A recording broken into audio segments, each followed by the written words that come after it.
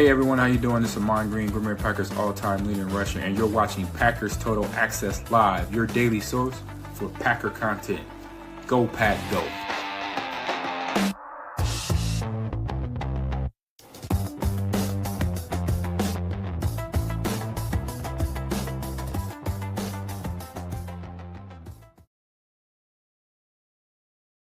What's up, guys? Welcome into Packers Total Access. My name is Clayton. You can check us out on Packernet.com. Find me on Twitter at Packers_access. Joined alongside a wounded, beat up, banged up Jacob. We're dealing with a little bit of illness, so I'm excited to have him in here. Obviously, maybe a little bit limited. Maybe, I don't know, probably a snap count today, I would imagine, is what we got you on here, Jacob. Hopefully you get to feeling better soon, man. I know there's a lot of stuff going around this time of year. It's a beautiful time of the year, especially you get those in between the cold and the hot. You get those beautiful fall/early winter afternoons. But, man, oh, man, the weather change messes you up, don't it? Yeah, daylight savings time, the weather. I'll be honest, this all stemmed from Monday night. I was screaming so loud that I lost my voice that night, if you remember, and that turned into a sore throat, which then turned into, I think I got the flu or something. But I'm going to muscle through, try to do it, keep pushing. Yeah, some would say that you're going to what's the right way of putting this? I put the team on my back, dude. There it is. Some would say that. So, but I have country style ribs slow cooking right now, and I'm so excited to get those going. So yeah, country style ribs will cure any illness for sure, man. So now it's good to have you back in here. I know Tim's busy today. Emilio probably still ain't out of bed. So we're going to get in here, and here's what's on tap, guys. We're going to do the PFF preview. We're going to show how our offense matches up against the Giants defense, how their offense matches up against our defense, and then we're going to go around the league and show you guys the weekly matchups and the playoff implications that are already in effect, which is absolutely exciting to me. I love this time of year for sure, man. So, Jacob, anything you see in the chat, just mark it for me, and I'll keep an eye on the mark tabs, and we'll hit them as we go, man. Yeah, Nick McSwain found out the culprit here. He said Jacob used a pole without cleaning it. That's a rookie move, and I admit it. It was a rookie move. It happens to all of us, man. You kidding me? It's just part of the gig. You live and learn, or as my coach used to say in high school, some people live and learn, and some people just live. You know what I mean? That's the way it goes. So Jacob's just living. But good morning to you, Rob. Appreciate you swinging through, buddy. All right, let's dive into it, guys. Let's start now with the PFF preview, and this is going to be their offense. Actually, I want to go our offense first. Let me reset this. I apologize. You can tell this is a well-oiled machine. Let's go our offense against their defense. Jacob, can you see that okay, man? Yep, looks good. All right, cool. So, again, these are PFF grades. It's not the tell-all, be-all, right? Like, this is something we talk about all the time. I like to see how players are progressing in PFF size. And then, of course, we'll watch the tape later in the week after the game, just like we do every single week. And we'll kind of see if we agree with them or not. But this is the PFF preview. Let's start in the backfield here. Jordan Love, 79.4. He's the not highest graded quarterback in the league right now. Josh Jacobs, 80.5. He's the sixth highest graded running back in the league currently. Moving to the offensive line from left to right, Rasheed Walker, 68. Aaron Banks, 53. Sean Ryan, 55. Jordan Morgan, 54. Zach Tom, 81. All right, let's just stop for a second and talk about, like I said, the QB, the running back, and the 5-0 lineman here. Rasheed Walker really starting to improve. Seems like he's getting more and more consistent as the year goes along. Zach Tom is Zach Tom. I felt like Sean Ryan played pretty damn good in that game against the Eagles. I know it was not a full slate of snaps. Aaron Banks, to me, Jacob, seems like the weakest link on the offensive line right now, but it does kind of fluctuate between Aaron to Jordan Morgan and sometimes Elton. And now, of course, Elton's out of the lineup. I'm really, really eager to see how Sean Ryan handles this opportunity at center. But how do you feel about the O-line? And obviously, you can hit on the quarterback play and the running back play there as well. I think the grades speak for themselves. I definitely agree about where those guys are ranked for sure.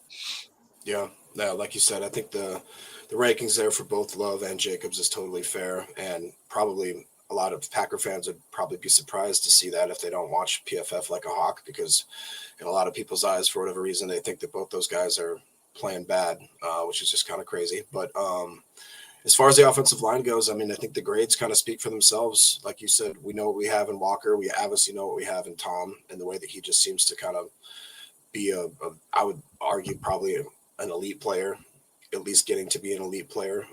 And then definitely the weakness is the interior offensive line. And to your point, yeah, Banks, I don't want to sound like you mentioned earlier. We try to keep it, we're definitely the glass half full type podcast here for the Packers organization. But I think every now and then we have to admit that as of right now, the Banks signing looks very suspect, and it's tough to have to see that. And Ryan, to your point, I think that when he came in, he did look pretty serviceable. And I thought maybe way more comfortable than I thought he'd be. I'll say that. And then Morgan, it's still early for him. I want to, preferably I'd have him on the left side, but it is what it is. I think for him being such a high draft pick, he needs to start showing us a little more. It's just the truth of it. Yeah, and it's tough for me. Listen, with Morgan, or let's start with Banks, Aaron Banks, and who was it that tweeted out? Someone tweeted out about it yesterday, and it's so true. It's hard for me to just jump in and go, Aaron Banks isn't a good football player because he's been banged up the entire time. He come into camp hurt, missed a lot of camp, and then it's kind of played through injuries. I think now he's finally getting to where he's healthy. Although, listen, man, we say you can't make the club in the tub, and there's no excuses. Whether you're banged up or not, if you don't perform, you're going to be gone. And many people think we're stuck with Aaron Banks if he is a swing and a miss on free agency. But the reality is, guys, it's a 1-year deal essentially. You gave up $27 million fully guaranteed, or $27 million guaranteed at signing, right? And yes, it's a $77 million contract, but the reality is, if you cut him after this year, you free up a little less than $4 million on the cap next year. So you can call it a one and done. I don't know if they'll do that. I'm not saying that. I'm just simply saying that is on the table. They did the same thing with Hobbs. It's essentially a 1+3 club option years is really what it comes down to. So with that being said, if it is a swing and a miss on Aaron Banks and they don't feel like it's the injuries that's holding him back, they could move on fairly quick. So that is worth mentioning there. Moving along now, let's look at their defensive line compared to our offensive line. We'll kind of keep that matchup going, and then we'll move to the linebackers and tight ends. So at right edge, they've got Carter, 68.4. And then, let's just go from left to right from our perspective, from the offense's perspective. So when I say from left to right, obviously it's from their right to left. 68.4 for Carter on the edge. Robertson Harris, all right, with a 57.1. Then you got Lawrence, 74.1, and Burns, 78.3. Now, you guys do your own research there. There may be some injuries that's keeping some of these guys out. I think they're all in the lineup. Obviously, Thibodeau is not listed here, and he's a guy who's going to be missing this game. So it'll be really, really interesting to kind of see how their pass rush does. I feel like their pass rush has been decent, although their defensive numbers are pretty bad. Points per play, points per play allowed defensively, they're 25th in the league right now. So very, very bad scoring defense, essentially really a bottom, I guess you could say bottom 7 or 8. Right. So now tight ends, Musgrave being the starting tight end for the Packers in 11 personnel, 74.3. We've seen a lot of mixing and matching last week. Really, really cool watching them bring in Wiley, line him up in the U flex, and then motioning him into the backfield and putting him in the I set and the offset I set. And what they did there was they actually ran strong side, like a 26 pitch, right? A 26 toss. And then they came back with an offset to the left. So you went strong right, offset left, if I remember correctly, and they did a 25 toss, and then later came with a play action pass off of that same look. So look for more Wiley. That worked. That was 2 explosive runs in the running game there against Philly. A good defense, guys. Philly's scoring defense is not the best in the league in terms of points per play allowed. Okay, so that was a legit top 10 defense in that regard. Now, look for more of Wiley being in the lineup, but when you're looking to go down the field or work out of a true 11 personnel or maybe even spread things out in 11, you're going to see Musgrave out there. He's a 54.3 compared to their linebackers. They got Okereke, 53.1, and then Flanagan Fowles is who they're showing in their nickel set. Let's just do a quick little flip here to their base and make sure there's not someone we're missing. So when they go to the 34 look, you'll see Dexter Lawrence is going to be playing nose, 74.1 on the defensive front, right? And then Burns kicks out to outside linebacker. So those are their 2 linebackers you're going to be facing, whether you're in 11 or base. You really like your matchup against their backers. So look for stuff over the middle of the field. Listen, if I know Packers Twitter got very, very divided last week.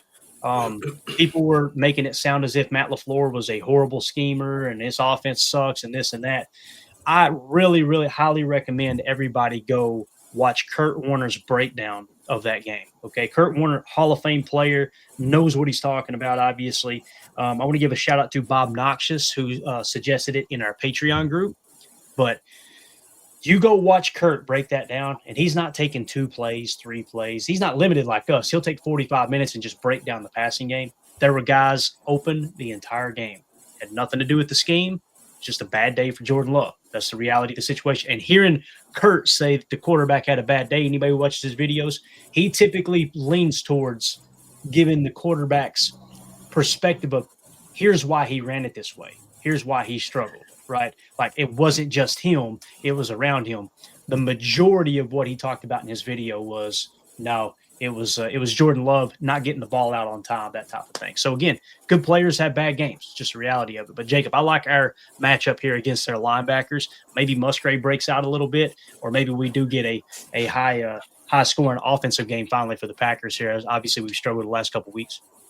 Yeah, I like what you said about Wiley too, because I don't think we got a lot of. At least I didn't get a chance to talk to you about him. I was really surprised, one, at how much we actually used him, how fluid he seemed in the offense already, and how he's got an interesting body type. He seems more long and a little bit kind of lengthy, but still has enough kind of power to him. So he's just I had not seen him play. Was this the first time that he got elevated to the NFL, or is this because he's been a practice squad guy, right?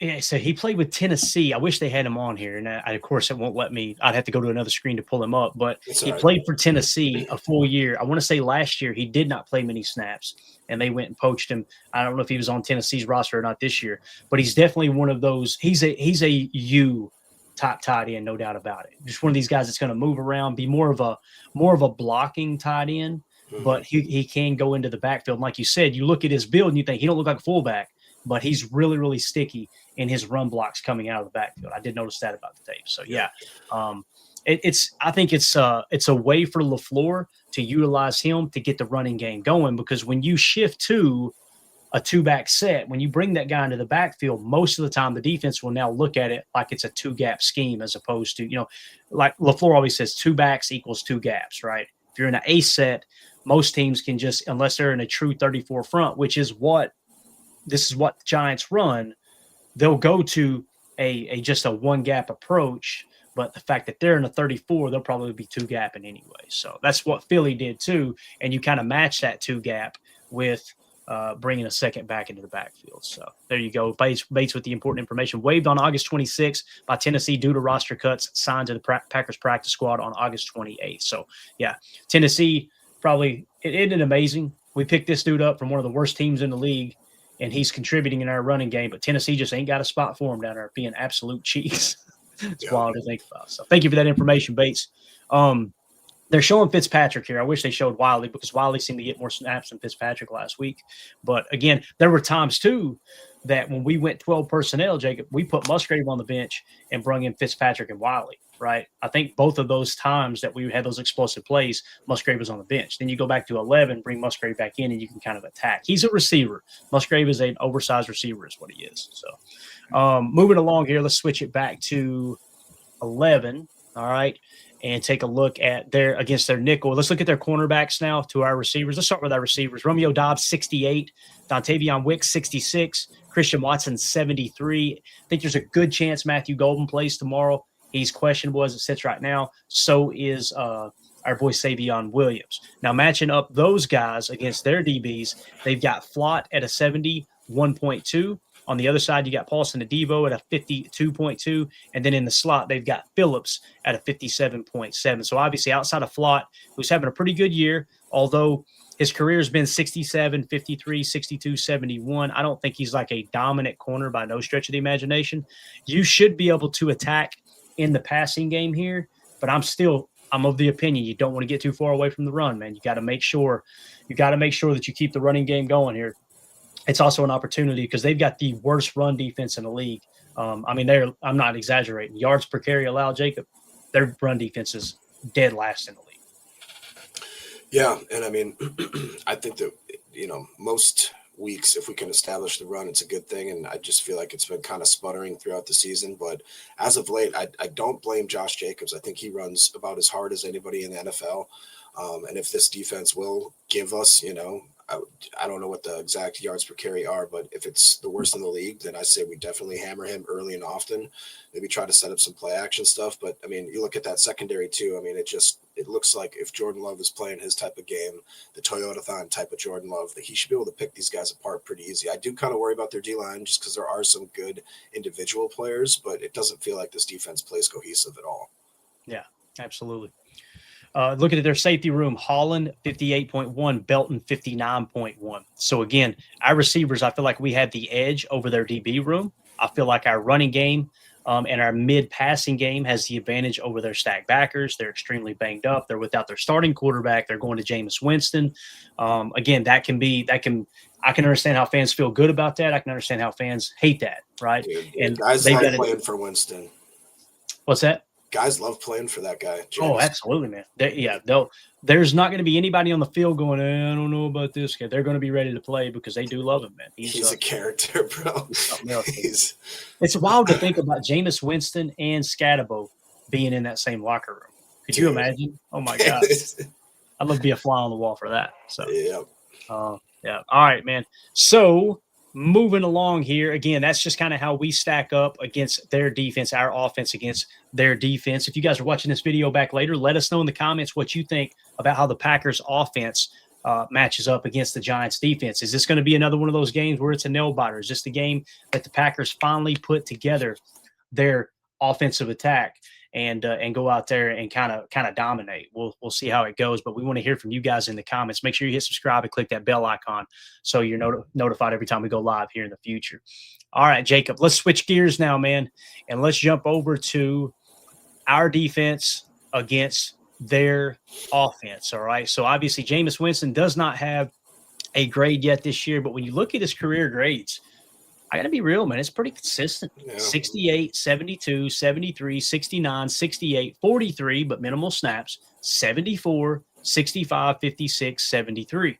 So, again, man, he's one of those quarterbacks that, you look at the grades, you think, oh, he's consistent. But it's also one of those situations, too, where, as Darius J. Butler said on the McAfee show the other day, he may go out there and throw you 4 or 5 touchdowns. He may throw you 4 or 5 picks, nothing in between, right? So he's going to take his shots. There's no doubt about it. But how do you feel about our matchup here against Winston? Man, 73.4 last year, pretty damn good, man. There's a lot of QBs in the league with lesser grade than that. He graded out as the 24th best quarterback for the PFF. Yeah, I mean, I think his career, that's kind of his career arc, is that he's a really good backup and a guy that can come in a pinch and actually win you games. He's got an extremely large arm still. He can huck that thing down the field pretty effortlessly.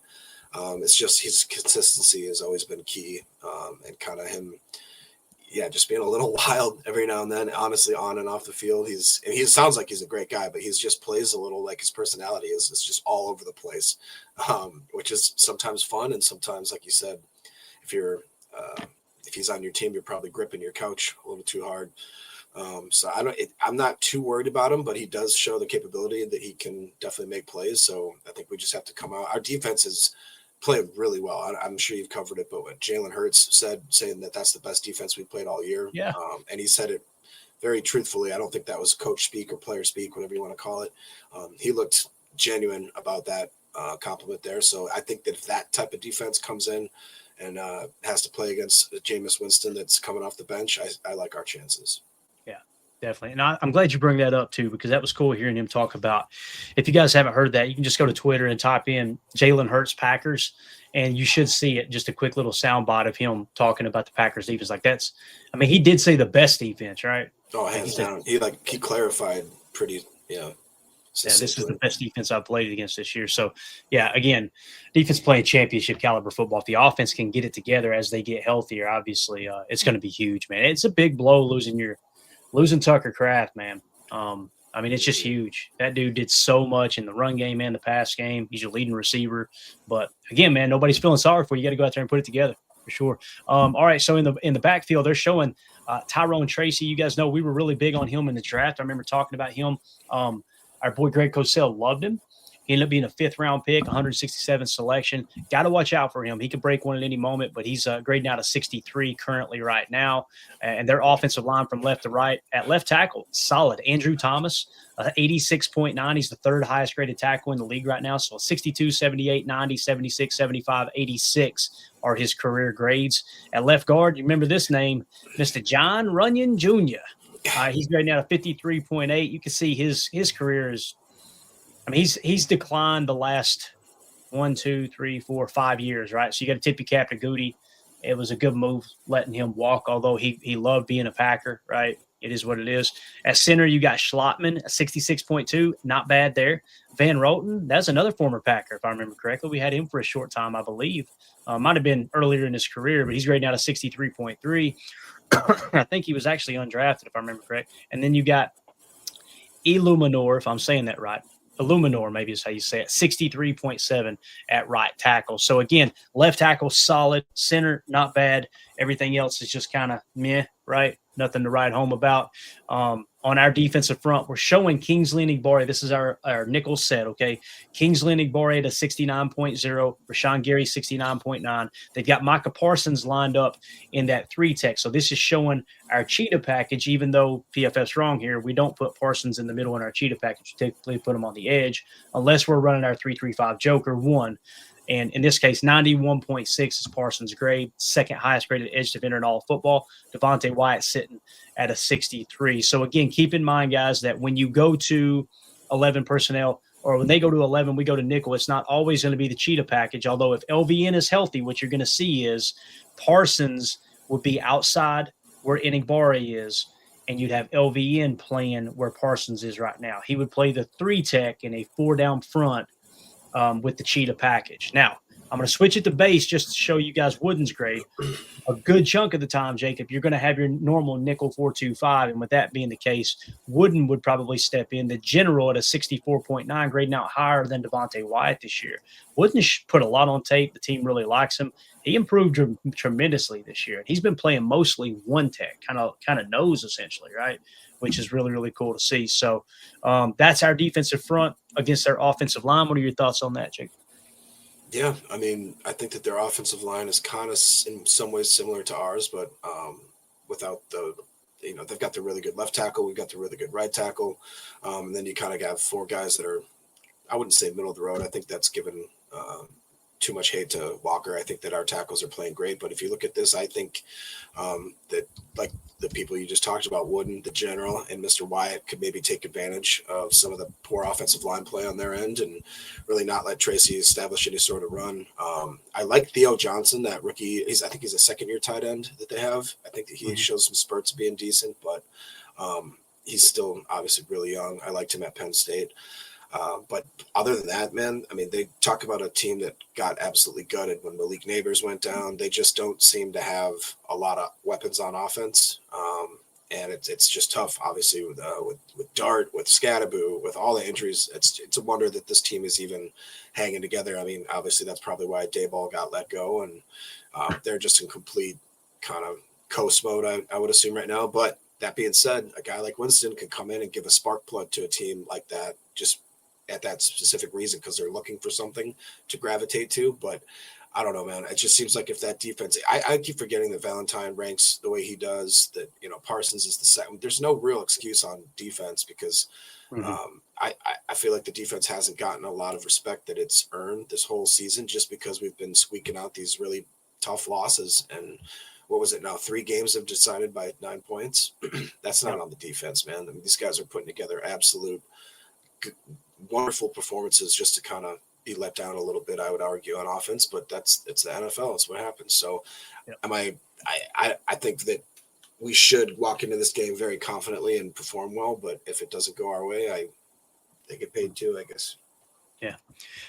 Listen, you can't overlook any opponent, but I really like the way the Packers match up in this one. It's just all the way across the board. If you go out and your offense struggles in this game, we've got a huge problem. And again, what that means is if Jordan Love doesn't see the field like he had prior to the Eagles game, and you struggle, then hey, something's got to give, right? And again, that's not me speaking.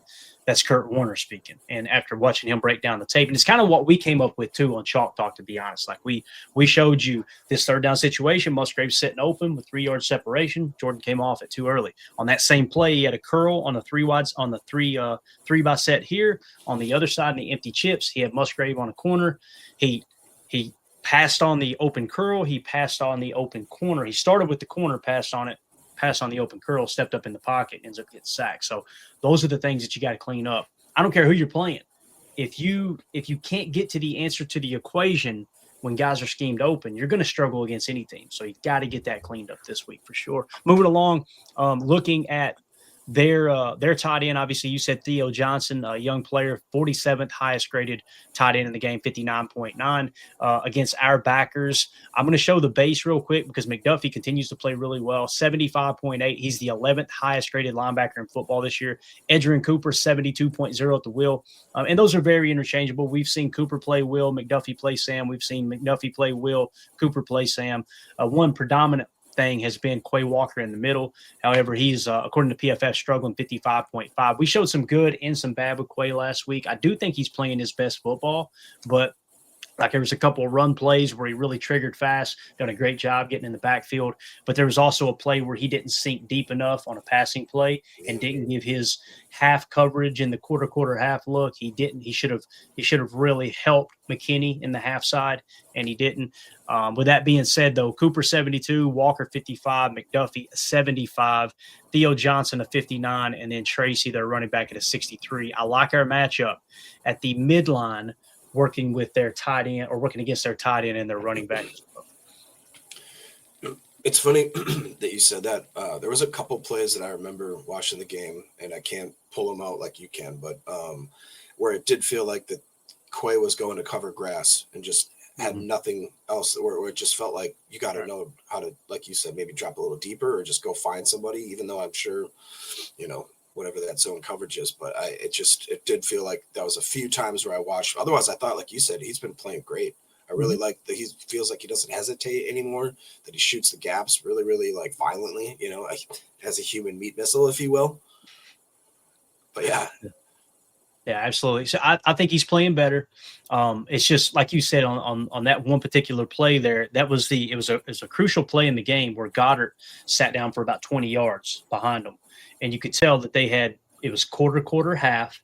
Goddard working the two on the half side, and McKinney was kind of on an island out there with two guys that he had to be prepared to flip his hips and go with. I think he ended up going with the deep route on the sideline, and Quay's just kind of sitting in the middle of the field. Nobody within 20 yards of him, right? Just kind of sitting there, right?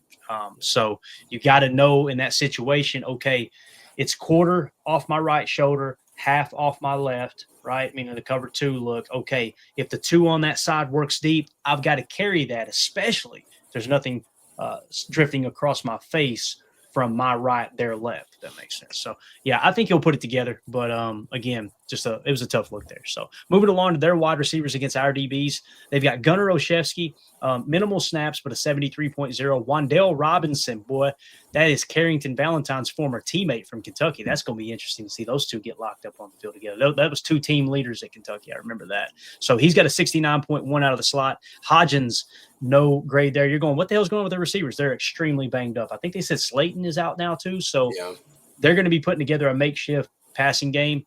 Now, keep in mind, when Brian Daboll was there, they loved to run QB power, quarterback running game, with Jackson Dart. That's the reason Jackson Dart is out this game with his second concussion. Okay. Now, with that being said, I don't expect Jameis Winston to run a whole lot, if any, quarterback power. And now you got Kafka. I think it's Kafka taking over, right, as the interim coach. He was their OC. There's a good chance he gets promoted as the head coach, to be honest with you, at the end of the year, and they just move forward with him. I don't know if that'll happen. But nonetheless, I don't think you have to worry about the QB power, but also you don't have to really worry about this passing game too much. That's the thing. If Jameis Winston was in Tampa with those weapons, or anywhere else with decent weapons, you'd be a little more worried about him. I'm not as worried here. What I say you do is stop the run and make them beat you with the pass with this makeshift wide receiver room. That doesn't mean you play lax on defense. This might be the game, though, where you get a little more aggressive with where you're playing your depth at, so you can aid in the run. And I wouldn't be opposed in third down situations to playing more man coverage in this game. People in the chat are going, did Clayton just say he wants man coverage? This is the game you probably want to do it, so you could fire a little extra pressure on Jameis Winston. And you can play the run with man coverage if you run blitzes. You may be able to do that because these receivers, I feel very confident in our cornerback room and safety room handling this. Carrington Valentine, 74.5. Jacob, he is the 10th highest graded corner in the league right now. We did a breakdown on him last night. I don't think he's a top 10 corner. That's me personally. When you look at the passer rating with target, I don't think he's a top 10 corner, but he's damn sure a number 1 corner. He's a top 32 corner in the league. That's exciting, man. You see 57, 65, and now this year, 74.5, man. Absolutely love it. As Jen Wright says in the chat, Carrington Valentine winning those reps against that wide receiver room for sure.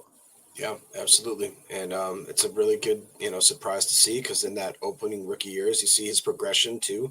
He's on that arc that we like to see of him making consistent progress every single season. And to Jen's point, when he's kind of had the lights shined on him now, he's not perfect. Definitely room for some improvement, which that grade, if he keeps on that trajectory, he should be in the 80s next year, right? Yeah. So he's that type of player. I like what I was actually going to ask, what J. Cole is referencing here. Do you think that that's one of the reasons that Dable lost his job, because they felt he was being careless, trying to maybe keep his job just by running that dude into the dirt? I think it was that, and I believe there was reports that came out that he was cussing Kafka out. I think it's Kafka. You guys correct me in the chat. Whoever their OC was, he was cussing him out in front of the team and everything. So ownership's looking down going, okay, he's not winning. He just ran our quarterback into the damn ground with these concussions, right? Our first-round pick, by the way. I think he was first-round pick. He may have been second, Jackson Dart. And then on top of that, he's blaming the OC for this. You guys remember when he got his first concussion, Jackson Dart did, Brian Daboll went into the blue tent. That's right. And came out cussing. Like, he was, mad that they had him in the blue tent getting him checked for a concussion. So there's just been a lot of stuff building up there, and he is a little bit of a teapot. He's one of these Belichick tree guys, right? If you guys don't know, he coached under Belichick. Then he went to Buffalo, and he basically helped mold and groom Josh Allen into the dual threat quarterback that he is. That's what got him the head coaching job with the Giants, right? And now it looks like he may jump to Penn State. So he's taking the whole Billy Teapot route. Billy Teapot, if you guys don't know who that is, Bill O'Brien. He went to, he worked as the OC with Tom Brady in New England. He goes and gets the head coaching job in Houston, does a good job with Deshaun Watson, I think the first year or two, and then they fall off the map. He goes back to New England. I think he went back to Alabama. He came back to New England, and then he got the head coaching job at Boston College, and it looks like he's ran that into the ground this year. So with that being said, you'll probably see Brian Daboll possibly at Penn State next year. Maybe the rumors are Penn State, but he may end up back in college football. So I wouldn't be surprised if Daboll ends up at UNC with Bill Belichick, to be honest with you. Nonetheless, neither here nor there. Just Jay asked, and that's kind of the evolution of how everything happened. The point was Brian Daboll's a hothead. I think there's multiple reasons why he got ran out of New York, to be honest with you. So, yeah. Kind of is what it is. But. It's kind of interesting, kind of highlighting Valentine and just the lack of weapons they have. So Prize Picks, the only wide receiver that they're even touching and giving any sort of over-under is Wan'Dale Robinson at 57.5. Otherwise, it's Theo Johnson, as I talked about. Their backup, Daniel Bellinger at tight end, and then 2 running backs. So they're not touching any of it. Yeah, and that Wan'Dale Robinson, he's probably the only target they truly got, in this game. I still don't feel good about that over there. Do you? Yeah, no. So again, Carrington Valentine, 74.5. Javon Bullard, Jacob, up to a 63.1 now on the slot. Keyshawn is now dipped to a 63.9. But nonetheless, when you look at that, what you have on your team is, if you just removed everything, and I'm not saying anybody should put this much stock in it. Let's just play devil's advocate for a second. If you removed everything but PFF, Carrington Valentine's a top 10 corner, okay? Keyshawn Nixon is a 37th graded corner, so that's a true number 2. That's a high graded number 2 corner, okay? And Bullard is a very highly graded number 3 corner, seeing that he comes in the nickel in the slot when they're in 11 personnel to 63.1. The big thing the last couple games, though, is Javon Bullard's coverage is actually starting to peak a little bit. We looked at the passer rating when targeted last night. His passer rating when targeted is better than both Carrington Valentine and Keyshawn Nixon. May not be grading out as good, but his coverage grade has improved to a 63.7 this year. His PFF grade last year, 54. This year, 63. This is exciting, Jacob. Javon Bullard's starting to look like that player that we hoped he was coming out of college, that we expected to be, and Evan Williams ended up being, and Javon Bullard kind of took a step back. But what do you think about your boy Bull, man? He's trending in the right direction.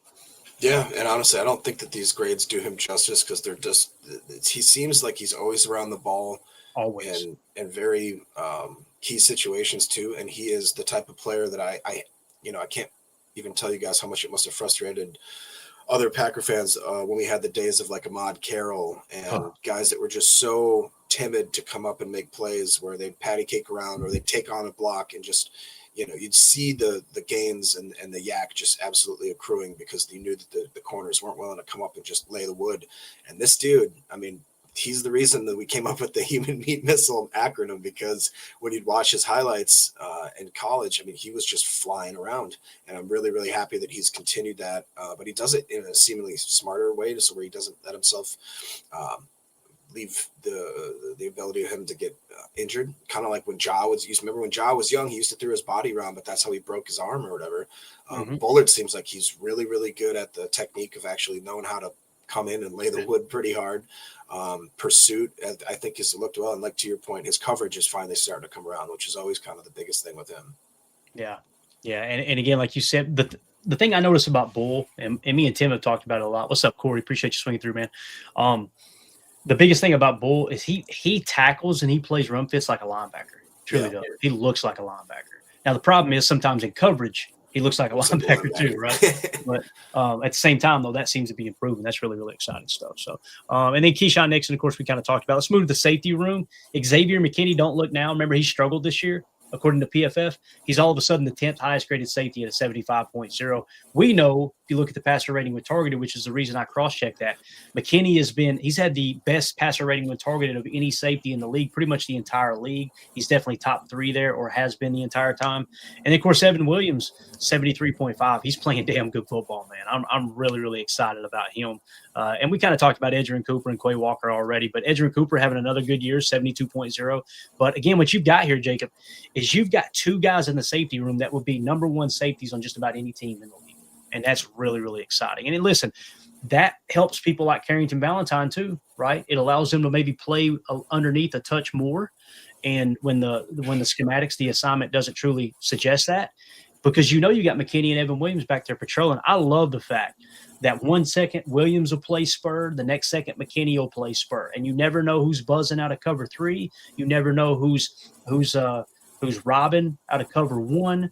And like we seen this last game, the play where Devontae Wyatt got like a tackle for a loss of 6 yards on Saquon Barkley, you look at that and go, man, what a great play by Devontae Wyatt. But if I remember correctly, they were actually calling a 33 fire there, meaning a Evan Williams blitzing off the edge, which really kind of blew up the run game. And Devontae Wyatt was able to get a clear lane to the running back. But his run defense has improved tremendously too. Yeah. To your point, I mean, we just talked about how Bull is kind of well-rounded his game. Evan Williams, when he came in, I thought too that we both were worried about his coverage ability. I think that now he's really learned a lot from McKinney, but he still has maintained, I think, that kind of like dog mentality that Bullard has, where he's shown he's not afraid to come and blitz, not afraid to lay his body out on the line. He's great, I think, in the run fits, tackles for loss. I have to think that he's probably got a few under his belt, because it seems like he's just always around the ball. He's always flying around. And when you have I would consider McKinney more of like the field general, maybe a little more coverage master than the other 2 guys. But when you have that kind of rotational safety room, like you talked about, where they're kind of interchangeable in a lot of ways between McKinney, Williams, Bullard, and then we haven't even seen guys like, Oladapo and Zane, who in a pinch have came in and looked really good in their limited times too. So it just seems like, again, Goody, that with 1 draft and 1 offseason is kind of completely revamped that safety room. I think that now that the cornerbacks are finally getting a little bit more respect on their name, like you talked about with Nixon, it just seems like if these guys can all start playing together and really be cohesive as we get down the stretch, I mean, they already are playing out of their minds. The offense we just got to kind of put together a team win, because the defense is just consistently showing us that they're dogs, man. Yeah. Jordan Dixon Reed in the chat says our running game should hopefully get going this week. I do predict a Carrington Valentine pick 6 as well. Go Pack Go. He almost had one last week.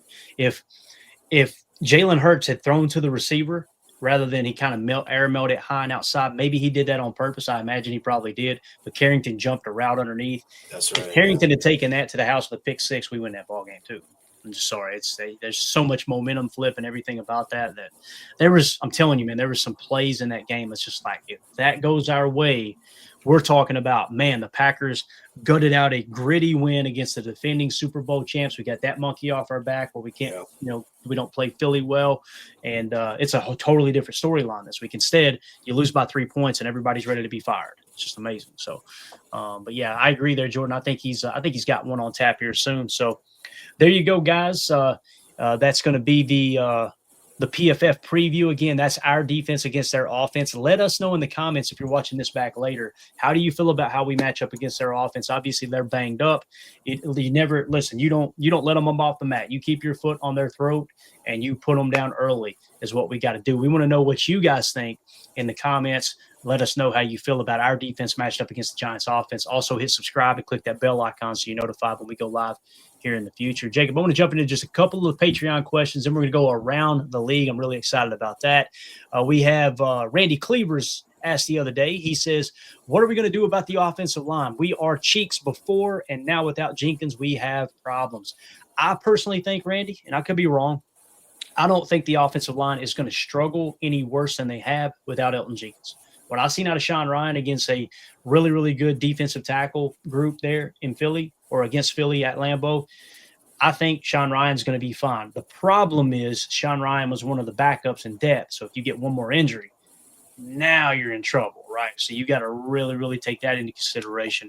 Might want to be scouring the free agent wire and see if you can find an old veteran to come in and help with a stopgap if for some reason you do get into more injury problems. That's how I see that. Pack Rob says, Dirtbag Watch. Scott Novak is the head ref for us this week. And, of course, I always respond with, what a dirtbag. Just such a dirtbag. So appreciate that information there. Packer Jeff says, Kurt Warner had a great review of the Eagles game. A lot of pass concepts were fine. When J Love reads it and rips it, it's all good.